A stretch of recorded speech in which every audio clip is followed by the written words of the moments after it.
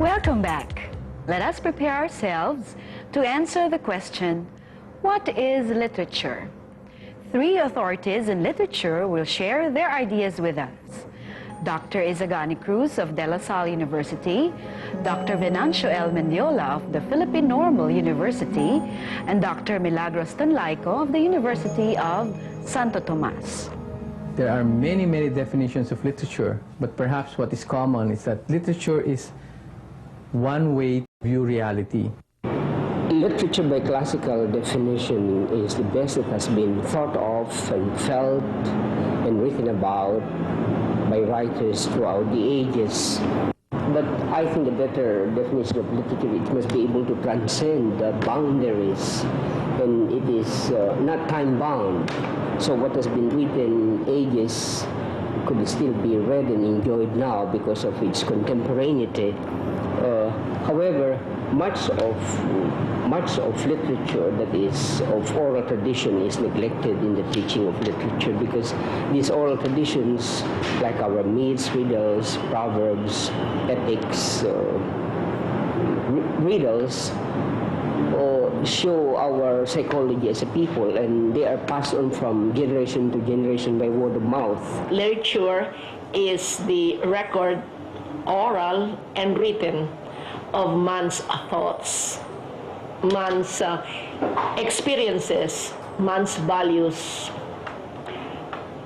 in language that is expressed, in language that is beautiful, presented in a manner that is unforgettable. And literature is the record of life. It is the record of the human soul. It's the record of man. Based on the definitions you've listened to, we can discuss what it means to teach literature and the nature of teaching literature. First, teaching literature involves specifically the teaching of different literary genres: fiction, drama, poetry, and essay. Second, the teaching of literature involves teaching literary skills, which extend beyond basic reading skills. The teaching of literature presupposes that students have acquired basic reading skills, like getting main ideas, noting supporting details, skimming, scanning, or making predictions. Having acquired basic reading skills, students can approach the reading and study of literature more effectively. Third, the teaching of literature involves the study of literary conventions, literary movements, literary terms, elements, devices, and techniques. Let's interview our literary authorities once again. What are some literary conventions readers and teachers of literature need to know and understand? They need to know how language is put together, because literature is made up of words primarily. It's made up of other things too, like events and philosophies, ideas, and things like that. But it is made up of words first and foremost. And so the devices that the teacher and the student must pay attention to are the devices that have to do with words, such as metaphors and similes and alliteration and things of that nature, rhyme and meter and things like that. Ideally, the literature teacher should grasp the nuances of different literary movements from the time of the Greeks, which would be the classical age, up to post-modernism.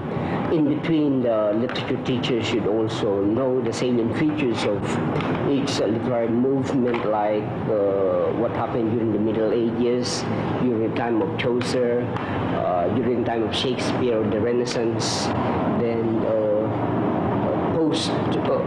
the neoclassical age, especially shown in French literature, Romantic age, then the neo-romanticism, then came in realism as a reaction to romanticism, and naturalism as an offshoot of realism. Then what would be more ideal is for the teacher to guide the students on how to apply the tenets or concepts of these literary trends in specific literary texts.